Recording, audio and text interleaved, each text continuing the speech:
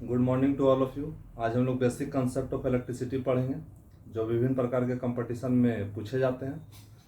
तो इस सीरीज को शुरू करने से पहले कुछ बेसिक टर्म उसको हम लोग समझ लेते हैं।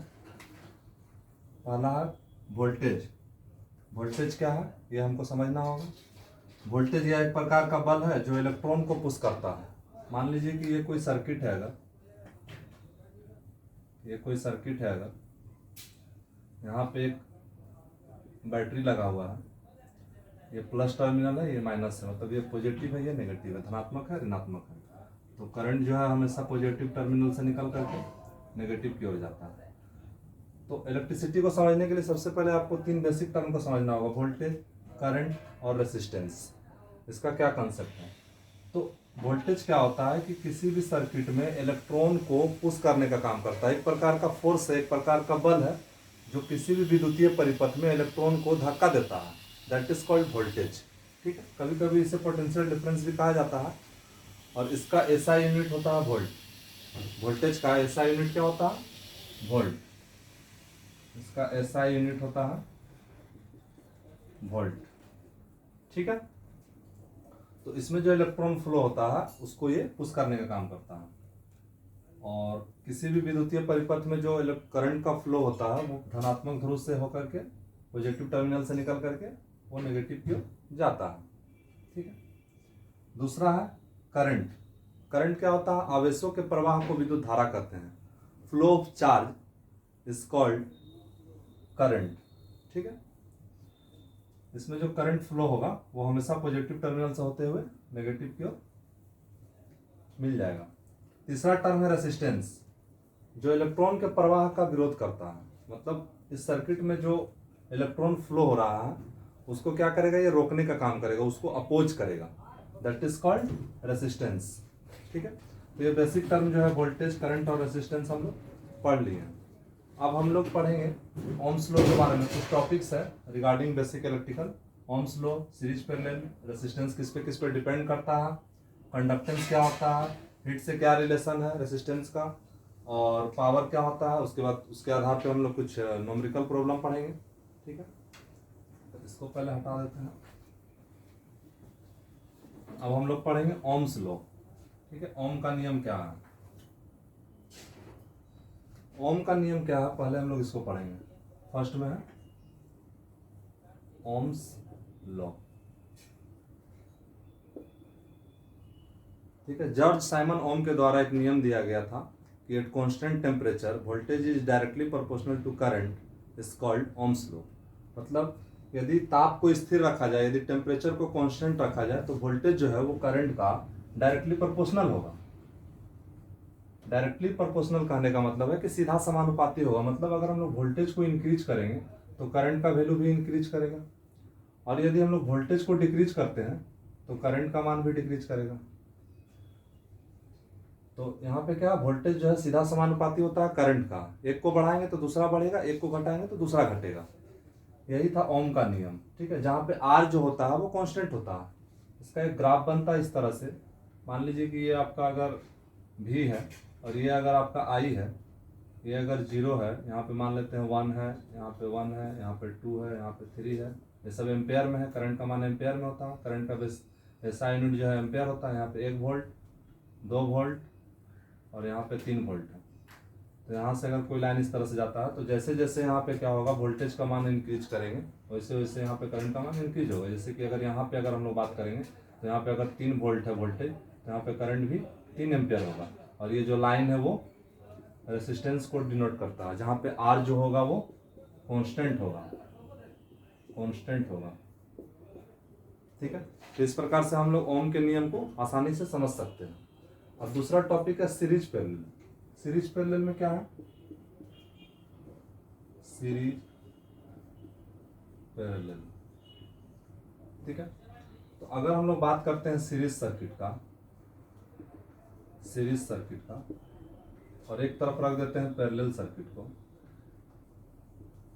पैरेलल सर्किट को, तो इसमें क्या होता है कि मान लीजिए अगर आपका 2 ठो रेसिस्टेंस दिया हुआ है, इसमें अगर मान लीजिए 2 ठो रेसिस्टेंस दिया हुआ है, एक का रेसिस्टेंस है मान लीजिए R1, इस तरह का मान लेते हैं, एक रेसिस्टेंस इस तरह से है, और दूसरा रेसिस्टेंस इस तरह से, इसका मान है R1 और इसका मान है R2।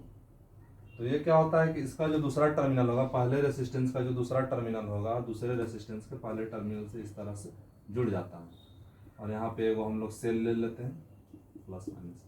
तो इस तरह का जो कॉम्बिनेशन होता है, इस तरह का जो कनेक्शन होता है उसको हम लोग बोलते हैं सीरीज सर्किट।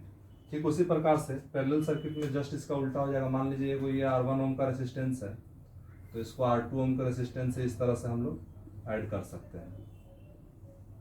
ये मान लेते हैं R1 ओम का रेसिस्टेंस है, ये R2 ओम का रेसिस्टेंस है। तो यहाँ पे क्या होगा कि इस R1 का जो पहला टर्मिनल है, R1 का जो पहला टर्मिनल है R2 के फर्स्ट टर्मिनल से जुड़ा हुआ है, और R1 का जो सेकंड टर्मिनल है वो R2 के सेकंड टर्मिनल से जुड़ा हुआ है। ये समांतर क्रम है और इसको बोलते हैं श्रेणी क्रम। ये हो गया आपका श्रेणी क्रम, श्रेणी क्रम, और इसको बोलते हैं समांतर क्रम, समांतर क्रम। इसका एक और नाम है पार्श्व क्रम, पार्श्व क्रम भी इसको बोलते हैं।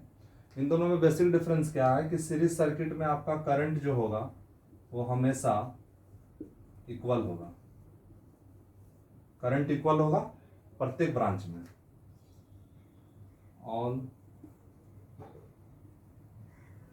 ब्रांच में करंट जो होगा वो इक्वल होगा, सेम होगा।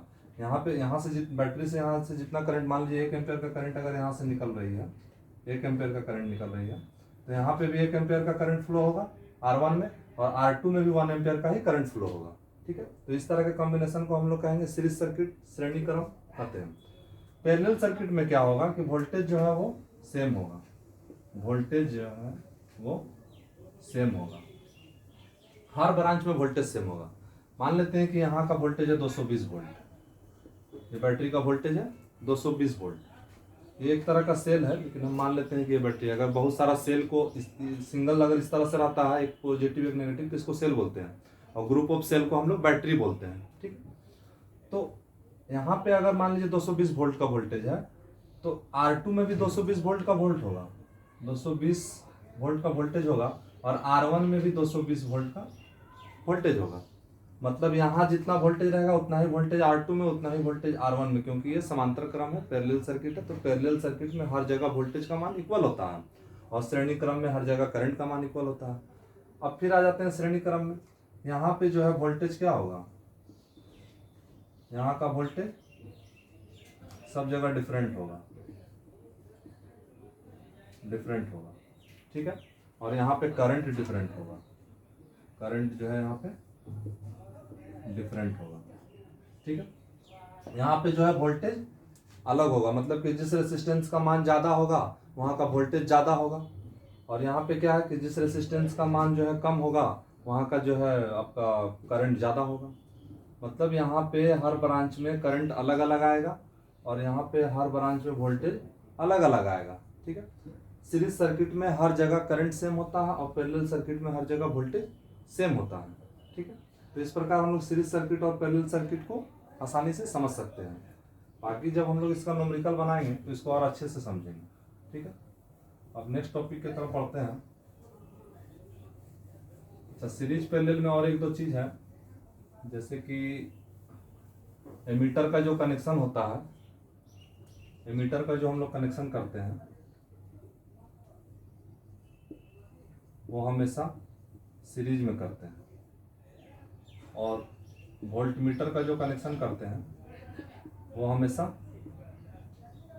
पैरेलल में करते हैं।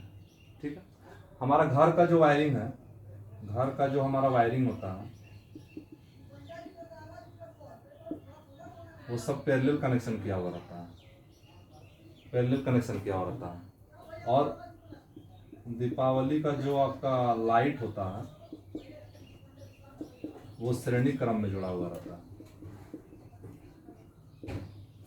घर का जो वायरिंग रहता है वो पैरेलल क्रम में रहता है। ठीक है, समांतर क्रम में रहता है, समांतर में रहता है।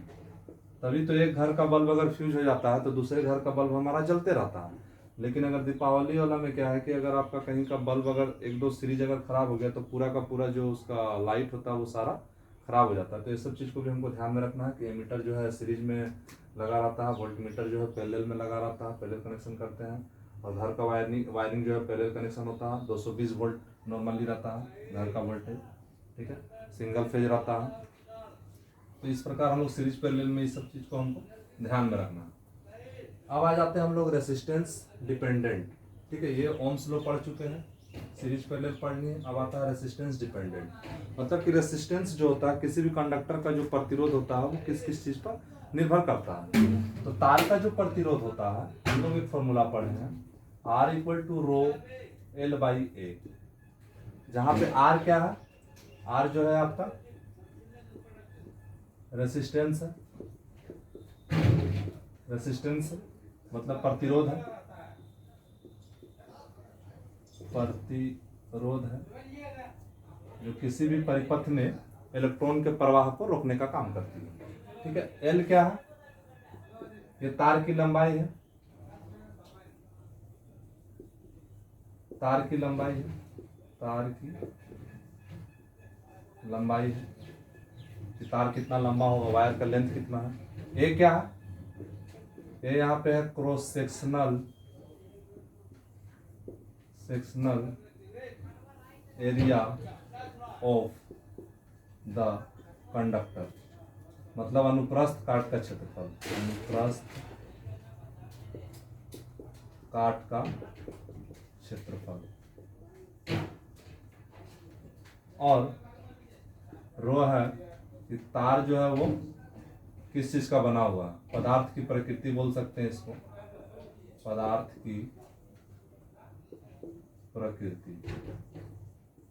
अब इसमें बहुत सारा चीज को हमको समझना है कि तार का प्रतिरोध वो किस किस चीज पे निर्भर करता है। तो तार का जो प्रतिरोध होता है, रेसिस्टेंस जो होता है, वो सबसे पहले डिपेंड करता है लेंथ ऑफ द कंडक्टर, मतलब तार का जो प्रतिरोध होता है तार की लंबाई पे निर्भर करता है। पहला बात, सीधे समानुपाती होता है, मतलब कि अगर हम लंबाई को इंक्रीज करते हैं तो रेसिस्टेंस हमारा इंक्रीज करेगा, लंबाई को अगर डिक्रीज करते हैं तो रेसिस्टेंस हमारा डिक्रीज करेगा।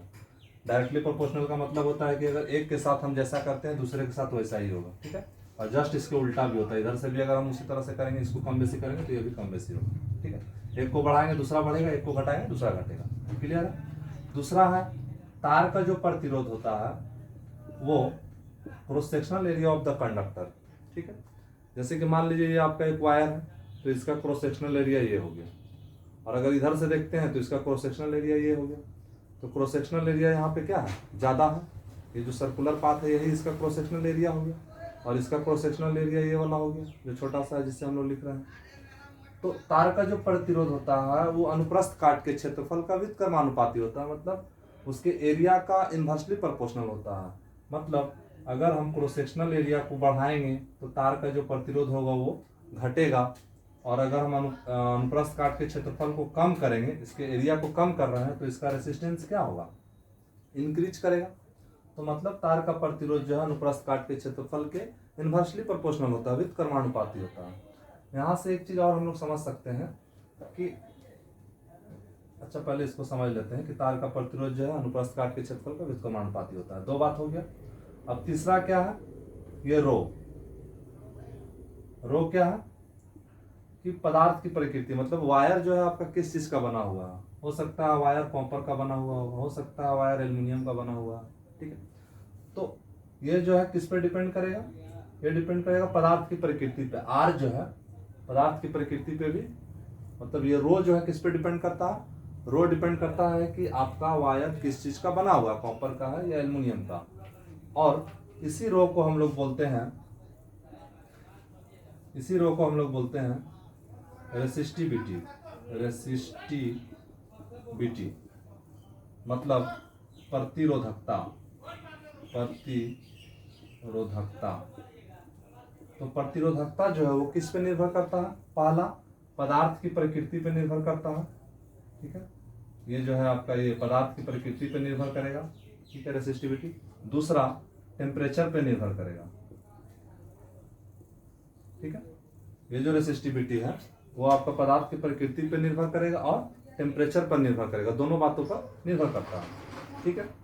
अब मान लीजिए आपसे पूछ लिया जाए कि बताइए इसका यूनिट क्या होता है, तो सबसे पहले आर का यूनिट क्या होता है, मतलब रेसिस्टेंस का ऐसा यूनिट क्या होता है, प्रतिरोध का ऐसा यूनिट होता है ओम, इस तरह से सिंबल है इसका ओम, ये लिखते हैं ओम। ठीक है, एल का क्या हो जाएगा, एल का तो यूनिट हो जाएगा आपका लेंथ है, तो ये हो जाएगा आपका मीटर में, मीटर हो जाएगा। एरिया का क्या हो जाएगा, एरिया का यूनिट हो जाएगा आपका मीटर स्क्वायर हो जाएगा, मीटर स्क्वायर हो जाएगा। ठीक है, आर का हो गया, एल का हो गया, ए का हो गया। अब ये भी पूछा जा सकता है कि रेसिस्टिविटी का एसआई यूनिट क्या होता है। ये जो रो है इसका मतलब प्रतिरोधकता का एसआई यूनिट क्या होता है, तो हम लोग निकाल लेते हैं प्रतिरोधकता का एसआई यूनिट क्या होता है। इसको याद नहीं रखना है, इसको फॉर्मूला की मदद से हम लोग आसानी से याद रख सकते हैं। हमको निकालना है कि इस रेसिस्टिविटी का एसआई यूनिट क्या होता है। SI unit of, SI unit of resistivity, resistivity. ठीक है, इस रो को ही हम लोग बोल रहे हैं रेसिस्टिविटी। तो हम लोग क्या जानते हैं कि R इक्वल टू होता है रो एल बाई ए। तो यहाँ से सबसे पहले हम लोग रेसिस्टिविटी को निकाल लेते हैं। तो रेसिस्टिविटी को निकालेंगे तो यहाँ पे क्या हो जाएगा, R इंटू ए, क्रॉस मल्टीप्लाई कर दे रहे हैं, बटा में हो जाएगा L। तो ये निकल गया आपका रेसिस्टिविटी। अब क्या करते हैं कि इसको यहाँ पे सबका वैल्यू पुट करते हैं। रेसिस्टेंस का ऐसा यूनिट क्या होता है, ओम, ओम लिख देंगे। एरिया का ऐसा यूनिट क्या होता है, मीटर स्क्वायर, तो यहाँ पे लिखेंगे मीटर का स्क्वायर। और लेंथ का ऐसा यूनिट क्या होता है, मीटर, तो यहाँ पे लिखेंगे मीटर इक्वल टू रेसिस्टिविटी मतलब रो। तो यहाँ से क्या होगा, 2 मीटर है तो 1 मीटर कट जाएगा, तो बच गया ओम मीटर। तो इस प्रकार से हम बोल सकते हैं कि जो रेसिस्टिविटी का यूनिट होता है वो होता है ओम मीटर। रेसिस्टिविटी, रेसिस्टिविटी का जो यूनिट होगा, ये यूनिट हो गया। रेसिस्टिविटी का ऐसा यूनिट क्या होता है, ओम मीटर होता है। तो इस प्रकार से हम लोग जो है ये बता सकते हैं कि तार का प्रतिरोध किस किस बात पर निर्भर करता है, किस चीज़ का ऐसा यूनिट क्या होता है, इसमें सारा हम लोग पढ़ चुके हैं। ठीक है, अब आते हैं आगे। अब आगे आपका नेक्स्ट टॉपिक है, नेक्स्ट टर्म है कंडक्टेंस, कि कंडक्टेंस क्या होता है। तो कंडक्टेंस को हम लोग डिनोट करते हैं जी से। ठीक है, कंडक्टेंस को शॉर्ट में हम लोग दिखाते हैं किससे, जी से। और जी इक्वल टू होता है, जी इक्वल टू होता है 1/r। इस सारा काम का चीज है, जी इक्वल टू होता है 1/r। जिस प्रकार किसी भी सर्किट में आर जो है, रेसिस्टेंस जो है, वो इलेक्ट्रॉन के प्रवाह को अपोज करता है, मतलब धारा के प्रवाह को क्या करता है, फ्लो ऑफ चार्ज को वो रोकने का काम करता है, आवेश के प्रवाह को ये रोकने का काम करता है। तो कंडक्टेंस क्या करता है, कंडक्टेंस का मतलब है कि किसी भी वायर में कितना ज़्यादा करंट फ्लो हो रहा है, कितना अधिक से अधिक करंट का फ्लो है। तो अगर हम इसको एग्जाम्पल की मदद से समझे तो हम लोग कह सकते हैं कि अगर आपके पास मान लीजिए कि 2 वायर है, एक वायर है सिल्वर का, एक ले लीजिए सिल्वर का वायर है, एक वायर है कॉपर का, एक वायर ले लीजिए कॉपर का, और एक वायर ले लीजिए एल्युमिनियम का। तो इन तीनों में सबसे ज़्यादा करंट कंडक्शन किस में होगा, तो हम कह सकते हैं कि जो चांदी होता है, जो सिल्वर होता है, वो विद्युत का सर्वोत्तम चालक है, बेस्ट कंडक्टर ऑफ इलेक्ट्रिसिटी। ठीक, तो सबसे अच्छा करंट कंडक्शन होगा इसमें। सबसे ज़्यादा करंट जो है सिल्वर वाले वायर में होगा, लेकिन कॉस्ट के कारण हम लोग जनरली इसका यूज करते हैं, कॉपर का यूज करते हैं, क्योंकि ये बहुत ज़्यादा महंगा होता है, आभूषण बनाने में इसका हम लोग यूज करते हैं। तो सबसे अच्छा कंडक्टेंस किसका होगा, सबसे अच्छा कंडक्टेंस होगा सिल्वर के वायर का। उसके बाद कंडक्टेंस किसका होगा, मतलब चालकता, कॉपर का, उसके बाद एल्युमिनियम का। तो ये हुआ कंडक्टेंस का मतलब रेसिस्टेंस का उल्टा, reciprocal of resistance is called conductance. Reciprocal of resistance is called conductance। मतलब प्रतिरोध के व्युत्क्रमानुपाती को हम लोग चालकता बोलते हैं। जी को हिंदी में बोलते हैं चालकता, क्या बोलते हैं, चालकता, और इंग्लिश में बोलते हैं कंडक्टेंस। कहाँ चला गया, कंडक्टेंस। हिंदी में बोलते हैं चालकता और इंग्लिश में बोलते हैं कंडक्टेंस। तो प्रतिरोध के व्युत्क्रमानुपाती को, प्रतिरोध के उल्टे को हम लोग बोलते हैं कंडक्टेंस बोलते हैं, चालकता बोलते हैं। ठीक है, अब इसका ऐसा यूनिट क्या होता है, कंडक्टेंस का ऐसा यूनिट क्या होता है, तो जो रेसिस्टेंस का यूनिट होता है उसका उल्टा कर देंगे तो कंडक्टेंस का यूनिट निकल जाएगा। तो कंडक्टेंस का यूनिट हो जाएगा महो, ऐसे करके लिखते हैं, महो ऐसे करके हो जाएगा महो, क्योंकि रेसिस्टेंस का क्या होता है, रेसिस्टेंस का यूनिट होता है ओम होता है। और यहाँ पे हम क्या बोल रहे हैं कि जो है जी जो है आर का उल्टा है, मतलब आर का जो यूनिट होगा उसका ऐसा यूनिट हो जाएगा कंडक्टेंस का। तो आर का ऐसा यूनिट होता है, रेसिस्टेंस का ऐसा यूनिट होता है ओम। तो रेसिस्टेंस जो है क्या, यहाँ से हम ऐसे भी लिख सकते हैं आर इक्वल टू 1/G, ये भी लिख सकते हैं। तो आर का जो ऐसा यूनिट होगा कंडक्टेंस का उसका उल्टा होगा। तो आर का ऐसा यूनिट होता है ओम को इस तरह से दिखाते हैं। तो कंडक्टेंस का ऐसा यूनिट हो जाएगा महो को इस तरह से ओम का जस्ट उल्टा कर देंगे। तो इस प्रकार हम लोग कंडक्टेंस और रेसिस्टेंस को अच्छे से समझ लिए। अब आगे बढ़ते हैं।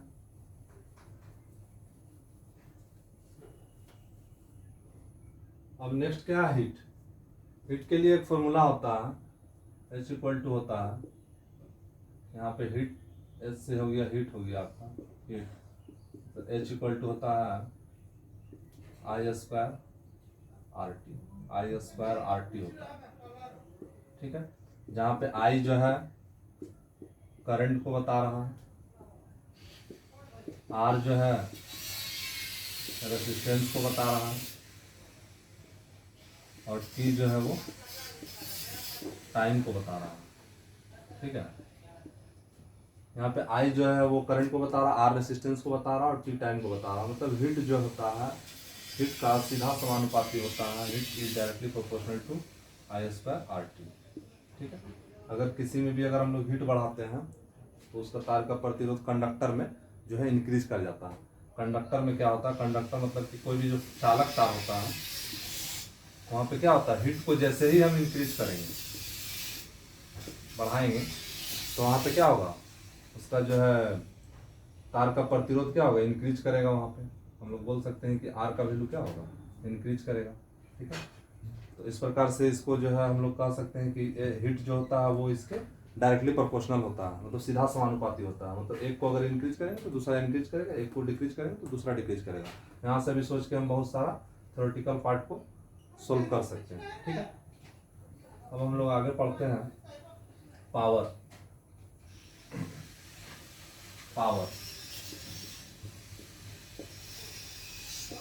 को अगर हम लोग कहें तो पावर को हम लोग बोल सकते हैं the product of voltage and current is called power का ऐसा यूनिट होता है वाट, इसका यूनिट क्या होता है, ऐसा यूनिट होता है वाट। शक्ति का ऐसा यूनिट क्या होता है, वाट होता है, ठीक है। और ठीक है, और एनर्जी का होता है जूल। एनर्जी का, कार्य का, वर्क का और एनर्जी का, इन दोनों का ऐसा यूनिट क्या होता है, जूल होता है, ठीक है। ये सब अलग टर्म है। तो अभी जो है हमको पढ़ना है कि पावर का करंट, वोल्टेज और रेसिस्टेंस से क्या रिलेशन है, और इसके आधार पे जितना भी न्यूमेरिकल है उससे रिलेटेड हम लोग जो है कंसेप्ट को यहाँ पे पूरे डिटेल्स में पढ़ेंगे। तो हम लोग क्या जानते हैं, हमको कोई भी फॉर्मूला को याद नहीं रखना है, हमको सिर्फ ओम का नियम पता है। हम लोग क्या जानते हैं कि V इक्वल टू होता है IR, हम लोग पहले ही पढ़ चुके हैं ओम के नियम से, ठीक है। वोल्टेज जो है वो करंट के सीधा समानुपाती होता है और करंट जो है वोल्टेज का सीधा समानुपाती होता है। और पावर इक्वल टू हम लोग जानते हैं कि P इक्वल टू होता है VI, हम लोग ये भी जानते हैं कि P इक्वल टू होता है VI। अब क्या है, यहां से हम लोग लिख सकते हैं P इक्वल टू V के जगह में, यहाँ पे V के जगह में हम लोग लिख सकते हैं I इंटू आर। तो यहाँ पे V के जगह में लिख देते हैं I इंटू आर, और यहाँ पे एक I ये बच गया। इस V के जगह में यहाँ से हम लोग पुट कर दिए IR, तो यहाँ पे IR पुट कर दिए। तो ये आपका बन गया P इक्वल टू I और I मल्टीप्लाई हो गया था I², और ये R का एक फॉर्मूला आपका ये बन गया, ठीक है। एक फॉर्मूला आपका ये था ओम्स लॉ से, और एक फॉर्मूला ये है P इक्वल टू VI। आपको सिर्फ याद ये रखना है V इक्वल टू IR होता है और पावर इक्वल टू होता है वोल्टेज गुना करंट। इन दोनों फार्मूला की मदद से हम और सारा जितना भी फार्मूला उसको हम लोग आसानी से निकाल सकते हैं। अब फिर हम लोग एक फार्मूला यहाँ से कैसे निकालेंगे, हम लोग जानते हैं P इक्वल टू होता है V इंटू आई। ठीक है, तो एक बार V का मान यहाँ पे हम लोग पुट किए, V का मान यहाँ पे पुट किए IR। अब इस बार क्या करेंगे, I का मान पुट करेंगे, तो यहाँ से I का मान हम लोग निकाल लेते हैं। यहाँ से हम लोग I का मान कैसे निकाल सकते हैं, V इक्वल टू होता है IR, तो V बटा R क्या हो जाएगा, I हो जाएगा। यहाँ पे P इक्वल टू हम लोग क्या लिख सकते हैं, V, और I के जगह में, यहाँ पे I के जगह में हम लोग क्या लिख सकते हैं, V बटा R लिख सकते हैं। तो यहाँ पे लिख दीजिए V बटा R, V बटा R ओम्स लॉ से। यहाँ से V equal to I R, तो V था, यहाँ पे I multiply R, I R जो है मल्टीप्लाई में था, तो यहाँ से I का वैल्यू जब निकालेंगे तो R नीचे चला जाएगा, तो I के जगह में हम पुट कर सकते हैं V बटा R। तो यहाँ पे हम लोग V को V रख दिया, I के जगह में V बटा R पुट कर दिए, तो ये आपका हो गया P equal to V square बटा R।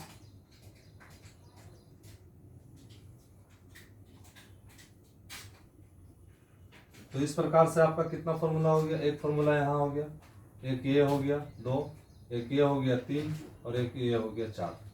तो इस फॉर्मूला के मदद से, हेल्प से हम लोग कोई भी इलेक्ट्रिकल का जो बेसिक इलेक्ट्रिकल का न्यूमेरिकल है या थ्योरेटिकल पार्ट है उसको हम लोग थ्योरेटिकल में भी सोच सकते हैं, और न्यूमेरिकल कोई भी प्रॉब्लम है तो उसको हम लोग आसानी से बना सकते हैं।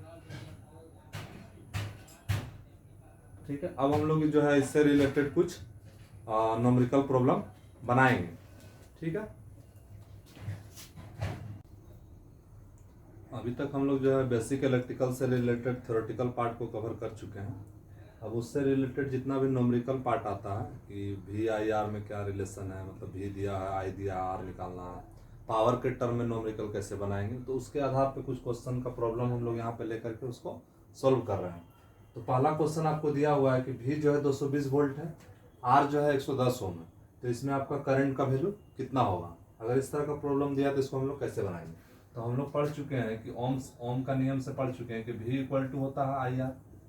ठीक है, यहाँ से हमको निकालना है I निकालना है, मतलब करंट निकालना है, करंट को I से डिनोट करते हैं, तो यहाँ पे I इक्वल टू हम लिख सकते हैं क्या, V बटा R, I को इधर ही रहने देते हैं। V का मान दिया 220 वोल्ट, तो यहाँ पे पुट कर देते हैं 220 वोल्ट, और R का मान कितना है 110 ओम, तो 110 ओम यहाँ पे पुट कर देते हैं इक्वल टू I। तो ये कट जाएगा कितना बार में, 2 बार में कट जाएगा, तो I का मान आपका कितना आ गया, 2 इक्वल टू आई आ गया, 2 इक्वल टू आई, मतलब I इक्वल टू हम लिख सकते हैं यहाँ पे 2 एम्पियर। ठीक है, 2 एम्पियर का करंट जो है यहाँ पे पास करेगा। ठीक है, इस प्रकार जो है इसका आंसर हो गया 2 एम्पियर। अब मान लीजिए कि एक क्वेश्चन दिया हुआ भी है 220 वोल्ट और पावर दिया हुआ 100 वाट, पावर का ऐसा यूनिट होता है वाट। यहाँ पे आपसे पूछा जा रहा है कि बताइए उसका प्रतिरोध कितना होगा, रेसिस्टेंस कितना होगा। तो हम लोग क्या जानते हैं, P इक्वल टू, हमको क्या दो फॉर्मूला हमेशा याद रखना है, एक होता है V equal to I R Ohm's law के हिसाब से हम लोग पढ़ चुके हैं, और एक होता है P इक्वल टू वी आई। और इसी को इधर उधर करके यहाँ पे एक बार V का मान पुट करके एक बार फॉर्मूला हम लोग निकाल लेते हैं, V स्क्वायर बटा आर, पावर इक्वल टू यहाँ से निकाल लेंगे V स्क्वायर बटा आर, और एक फॉर्मूला निकाल लेते हैं आई स्क्वायर आर। ठीक है, तो यहाँ पे हमको क्या निकालना है, रेसिस्टेंस निकालना। ठीक है, तो यहाँ पे पावर इक्वल टू एक फॉर्मूला होता है V स्क्वायर बटा आर, तो यहाँ से आर का वैल्यू अगर हमको निकालना है तो आर इक्वल टू हम डायरेक्ट लिख सकते हैं V स्क्वायर बटा पी। V का मान कितना है 220 है, तो यहाँ पे लिखेंगे 220 गुना 220, और बटा में हो जाएगा आपका पावर, पावर दिया 100 वाट, यहाँ पे लिख देंगे 100 वाट। ये जीरो से ये जीरो कट गया, ये जीरो से ये जीरो कट गया, 22 को 22 से मल्टीप्लाई कर देंगे तो ये आ जाएगा आपका 484 ओम। इस प्रकार ये भी आपका बन गया। ठीक, तो सिर्फ फॉर्मूला हमको दो ही याद रखना, V equal to I R और P equal to V I. इसी फॉर्मूला की मदद से जो है हम लोग आगे का पावर का फॉर्मूला निकालते हैं ऐसे करके। पावर का फॉर्मूला क्या होता है, P equal to I square R, यहीं पे जो है वैल्यू पुट कर देते हैं, और एक P इक्वल टू होता है V स्क्वायर बटा आर। ये सारा फॉर्मूला हम लोग पहले पढ़ चुके हैं। तो यहाँ पे आर निकल गया। मान लीजिए थर्ड प्रॉब्लम में यहाँ V दिया हुआ 220 वोल्ट, करंट दिया इतना, तो पावर निकालना है, तो P इक्वल टू, ये भी तो हम लोग पढ़े, P इक्वल टू होता है V इंटू आई, तो यहाँ पे पुट कर दीजिए P इक्वल टू होता है V इंटू आई। V का वैल्यू है 220 वोल्ट, 220 वोल्ट कर दीजिए यहाँ पे, और I का वैल्यू दिया है 0.5 एम्पियर। तो यहाँ से हम लोग पावर निकाल सकते हैं, तो पावर कितना हो जाएगा, इसको गुना कर देंगे तो पॉइंट जब हटेगा यहाँ से ये 10 हो जाएगा, ये और ये कट गया, तो 22 को 5 से मल्टीप्लाई करेंगे तो 110 वाट। क्योंकि पावर का यूनिट होता है वाट में होता है। तो ये आपका पावर भी निकल गया 110 वाट। यूनिट पे भी हमको ध्यान देना है। यहाँ पे आई दिया है, आर दिया है, भी निकालना है। तो भी इक्वल टू हम लोग पढ़े हैं आई आर होता है। तो यहाँ पे भी आई की जगह आई का वैल्यू पुट कर दीजिए, आर की जगह जो है 1.5। 1.5 को 2 से मल्टीप्लाई करेंगे तो कितना हो जाएगा, 1.5 को 2 से मल्टीप्लाई करेंगे तो 3 वोल्ट हो जाएगा। तो इस प्रकार से वोल्ट जो है 3 वोल्ट आ गया। तो इस प्रकार से भी, आई, आर और पावर, इससे रिलेटेड कोई भी फॉर्मूला रहेगा, कोई भी प्रॉब्लम रहेगा, तो आप सिर्फ ये दो फॉर्मूला को दिमाग में रखिए और उसके मदद से आप कोई भी न्यूमेरिकल को आसानी से बना सकते हैं। आपको याद रखना ओम का नियम, V equal to I R और P इक्वल टू होता है वोल्टेज गुना करंट। यहाँ से जो है क्या करेंगे कि इस फॉर्मूला में एक बार V का मान यहाँ पुट कर देंगे आई आर, और एक बार I का मान पुट कर देंगे यहाँ पे V बटा आर, और वहाँ से जो है इस तरह का आपको फॉर्मूला मिलेगा A square R V square R, और एक फॉर्मूला होता है P equal to V I, तो यहाँ पे है। हर तरह का न्यूमेरिकल आप आसानी से बना सकते हैं। उसके बाद क्या, मान लीजिए कि दो ठो रेसिस्टेंस जो है 5 नंबर में, दो ठो रेसिस्टेंस यहाँ पे सीरीज में है, 4 ओम और 2 ओम। तो इसका समतुल्य प्रतिरोध कितना होगा, मान लेते हैं यहाँ पे कोई वोल्टेज है, तो इसका इक्विवेलेंट रेसिस्टेंस अगर आपको निकालना है सीरीज सर्किट में, ये दोनों सीरीज में है इसलिए यहाँ पे जो है हम आर एस लिखे हैं, एस लिखे हैं। तो इसको हम लोग कैसे ऐड करते हैं, सीरीज श्रेणी क्रम में रहता है तो सीधा जोड़ देते हैं R1 प्लस R2। तो R1 प्लस R2 अगर हमको यहाँ पे निकालना है तो R1 है 4 ओम और R2 है कितना, 2 ओम। तो इस प्रकार से आपका समतुल्य प्रतिरोध हो जाएगा 6 ओम। तो सीरीज सर्किट में है, श्रेणी क्रम में है, तो उन प्रतिरोधों को सीधा हम लोग डायरेक्ट जोड़ देते हैं। लेकिन मान लीजिए दो ठो प्रतिरोध यहाँ पे आपका समांतर क्रम में है, पार्श्व क्रम में है, या पैरेलल कनेक्शन में है। तो पैरेलल कनेक्शन में क्या होता है ना कि वोल्टेज हर जगह सेम होता है, ये चीज हम लोग पहले पढ़ चुके हैं। और सीरीज में जो है हर जगह करंट सेम होता है। तो पैरेलल में है तो इसको हम लोग इक्विवेलेंट रेजिस्टेंस निकालने के लिए 1/R इक्वल टू लिखते हैं 1/R1 प्लस 1/R2, इस तरह से लिखते हैं। तो 1/R इक्वल टू यहाँ पे हम लोग P लिख सकते हैं क्योंकि पैरेलल कनेक्शन है, ये डायरेक्ट समझ सकते हैं, ये समांतर क्रम में है, तो इस तरह से हम लोग उसको सॉर्ट आउट कर सकते हैं। तो R1 का वैल्यू कितना है, 20 है, तो यहाँ लिख दीजिए 20। R2 भी 20, तो यहाँ लिख दीजिए 20। 1/R इक्वल टू 20 और 20 का एलसीएम 20 हो गया, यहाँ पे 1 हो जाएगा, यहाँ पे 1 हो जाएगा, तो 1/R इक्वल टू हो जाएगा 2/20। तो इसको काट देंगे तो आ जाएगा 1/10। अब इसको क्रॉस मल्टीप्लाई जब करेंगे, ये 1/R का वैल्यू निकला, हमको यहाँ से R का वैल्यू चाहिए। R का वैल्यू, R को 1 से मल्टीप्लाई करेंगे और 10 को 1 से मल्टीप्लाई करेंगे, तो ये क्रॉस मल्टीप्लाई करने पे R का मान 10 ओम आया।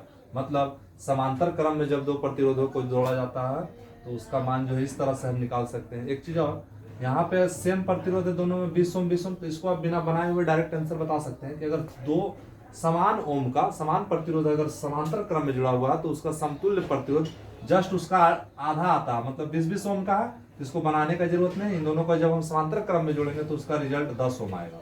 देख लीजिए यहाँ भी 10 ओम आया। लेकिन अगर अलग अलग ओम का रहा, यहाँ 20 ओम है, यहाँ पे 40 ओम है, तब इस तरह से हमको बनाना है। लेकिन अगर सेम ओम का है तो डायरेक्ट उसका आधा आंसर हम लोग मार सकते हैं। ठीक है, अब उसके अलावा कुछ बेसिक यूनिट है, देख लेते हैं। चार्ज का ऐसा यूनिट होता है कूलम्ब। इंडक्टेंस का ऐसा यूनिट होता है हेनरी। कैपेसिटेंस, इसका यूनिट होता है फैराड। अब मान लीजिए दो प्रतिरोध को सीरीज में जोड़े हैं तो R1 प्लस R2 लिखें, और समांतर में जब जोड़े हैं तो 1/R equal to 1/R1 plus 1/R2 लिखें। अब हो सकता है दो कैपेसिटेंस को आपको जो है श्रेणी क्रम में जोड़ने के लिए दे दिया जाए और दो ठो कैपेसिटेंस को पैरेलल क्रम में दे दिया जाए। तो जब कैपेसिटेंस को हम श्रेणी क्रम में जोड़ेंगे ना, कैपेसिटेंस को श्रेणी क्रम में जब जोड़ेंगे तो जिस प्रकार रेसिस्टेंस को जिस प्रकार श्रेणी क्रम में जोड़ते हैं, कैपेसिटेंस को उसी प्रकार समांतर क्रम में जोड़ते हैं। ठीक है, अगर कैपेसिटेंस के बारे में पूछा जाएगा कि दो ठो कैपेसिटेंस है, कैपेसिटेंस का ऐसा यूनिट फैराड होता है। और मान लीजिए कि दो फैराड का दो कैपेसिटेंस है, दो फैराड का दो कैपेसिटेंस है, और उसको हमको जोड़ना है किस में, सीरीज में जोड़ना है। तो 1/C1 प्लस 1/C2 करके जोड़ेंगे। मतलब रेसिस्टेंस को जिस प्रकार से सीरीज और पैरेलल में हम ऐड कर रहे हैं, ठीक उसका उल्टा ऐड करेंगे कैपेसिटेंस में। अगर श्रेणी क्रम में दो प्रतिरोध को जोड़ा जाता है तो R1 प्लस R2 लिखते हैं, लेकिन जब श्रेणी क्रम में कैपेसिटेंस को जोड़ेंगे तो 1/C1 प्लस 1/C2 लिखेंगे। और जब पैरेलल क्रम में समांतर क्रम में दो प्रतिरोध को जोड़ रहे हैं तो 1/R equal to 1/R1 plus 1/R2 लिख रहा है। अब दो कैपेसिटेंस को अगर हम लोग समांतर क्रम में जोड़ेंगे तो वहां पे C1 प्लस C2, यहाँ पे बटा में हो रहा है, वहां पे जो है C1 प्लस C2 डायरेक्ट हो जाएगा। अगर कैपेसिटेंस को समांतर में जोड़ रहे हैं तो इस तरह से जोड़ेंगे C1 plus C2, C equal to direct लिखेंगे C1 प्लस C2। ठीक है, और श्रेणी में जोड़ेंगे तो 1/C1 प्लस 1/C2 लिखेंगे। तो रेजिस्टेंस का कैपेसिटेंस का एकदम जस्ट उल्टा रिलेशन होता है। ठीक है, उसके अलावा Q equal to I T होता है, जहाँ पे आई जो है करंट है, टी टाइम है, और Q जो है हम लोग पढ़ चुके हैं। V इक्वल टू होता है W बाई क्यू। यहाँ से भी आप न्यूमेरिकल बना सकते हैं कि W वर्क डन का वैल्यू दिया हुआ, Q का दिया, V निकाल सकते हैं, या V और Q दिया तो W का वैल्यू निकाल सकते हैं। उसके अलावा बैटरी का रेटिंग जो है एम्पेयर आवर में होता है, AH में होता है, ये भी पूछा जाता है एग्जाम में। और एक चीज क्या है, R equal to rho L by A हम लोग पढ़ चुके हैं। यहाँ पे एक ध्यान देने वाला बात क्या है कि हमको ये कैसे पता चलेगा, मान लीजिए 2 वायर आपको दिया हुआ, उसमें आपको बताना है कि मान लेते हैं कि एक तार का जो क्रॉस सेक्शनल एरिया है वो 2 मीटर स्क्वायर है, ठीक है, या ज़्यादा है, मान लीजिए कि इसका जो है क्रॉस सेक्शनल एरिया ज़्यादा है, ये एक वायर है ए और एक वायर है ये आपका बी, ठीक है। हमको ये बताना है कि एक तार है मोटा, ठीक है, ये है मोटा वायर और ये है पतला वायर। आपको बताना है कि मोटा तार में ज़्यादा करंट पास करेगा या पतला तार में, और क्यों। तो हमको ये फॉर्मूला सिर्फ याद रखना है कि R equal to rho L by A होता है, और हम लोग क्या जानते हैं, और हम लोग जानते हैं I इक्वल टू होता है V बटा R, ठीक है।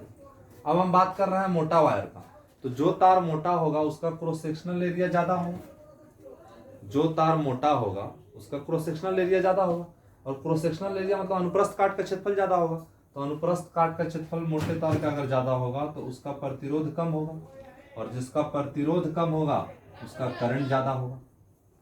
कहने का मतलब है कि जो तार मोटा होगा उसमें ज्यादा करंट पास करेगा, और जस्ट उसके उल्टा कि अगर कोई तार अगर पतला है, मान लेते हैं कि कोई तार अगर पतला है, ठीक है, कोई तार अगर पतला है, तो वहां से हम क्या समझ सकते हैं कि कोई तार अगर पतला है तो उसका क्रॉस सेक्शनल एरिया क्या होगा, कम होगा। पतला तार का क्रॉस सेक्शनल एरिया अनुप्रस्थ काट का क्षेत्रफल कम होगा, और अनुप्रस्थ काट का क्षेत्रफल कम होगा तो उसका प्रतिरोध ज्यादा होगा, और अगर प्रतिरोध ज्यादा होगा तो करंट क्या होगा, कम पास करेगा। कहने का मतलब है कि जिसका क्रॉस सेक्शनल एरिया ज़्यादा उसमें करंट जो है ज़्यादा पास करेगा। एक लाइन में रिजल्ट यही निकला कि जिसका क्रॉस सेक्शनल एरिया ज़्यादा उसका करंट उसमें ज़्यादा पास करेगा, और जिसका क्रॉस सेक्शनल एरिया कम उसमें करंट करेगा पास कम। यही 2 बात इसका रिजल्ट निकला। तो इस प्रकार जो है बेसिक कंसेप्ट ऑफ इलेक्ट्रिसिटी हम लोग पढ़ लिए हैं। इसमें जितना भी थ्योरेटिकल या न्यूमेरिकल पार्ट था उसको हम लोग बारीकी से अच्छे से समझ लिए हैं। अब जो है अगर आपको वीडियो अच्छा लगा हो तो वीडियो को लाइक करिएगा, शेयर करिएगा, सब्सक्राइब करिएगा, और आने वाले वीडियो में हम लोग और भी अलग अलग टॉपिक का जो है थ्योरेटिकल और न्यूमेरिकल पार्ट को कवर करेंगे। ठीक है, थैंक यू।